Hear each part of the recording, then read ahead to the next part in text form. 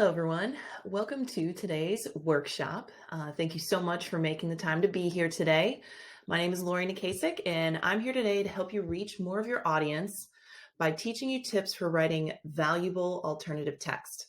So the tips you receive today can be easily applied to any form of digital content, and that way you can reach more of your audience online. What are the key takeaways for today?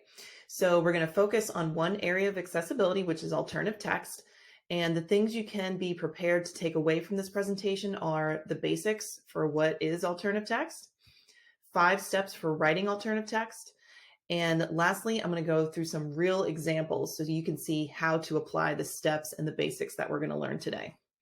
So writing alternative text, it's definitely a skill that can be developed and improved upon. So if you're new to this topic, that's perfectly fine.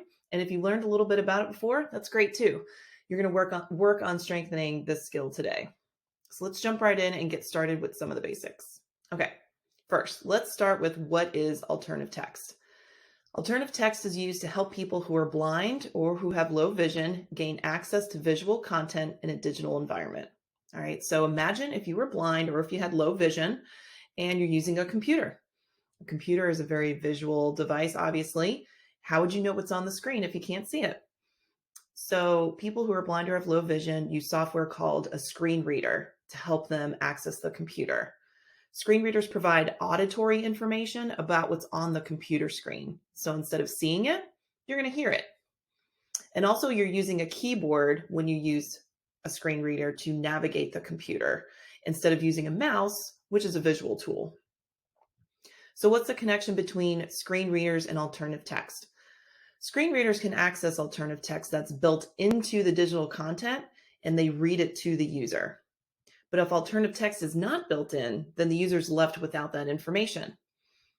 So for example, if there's an image on a website, the screen reader will read the alternative text associated with that image so that the user has equal access to the content and they're not being left out and they get everything that's on the screen. If you're building digital content, it's really up to you as the creator to include the alternative text with your images. And that's what I'm going to teach you how to do today. So by doing that and getting involved in this practice, you are providing equal access to your audience so that everyone can have all the amazing content that you're trying to give them. Okay. Accessibility practices really can help everyone. And here's one example with alternative text. So by writing alternative text, you can also boost search engine optimization or SEO. If you provide meaningful alternative text with your visuals, it can help your web page ranking in Google search. So when you're writing alternative text, think of keywords that you may want to include to help boost your SEO.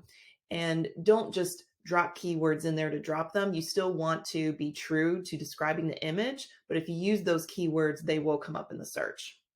Next, I'm going to cover when it's important to use alternative text. Check out the part 2 video for more, allaboutaccessibility.com.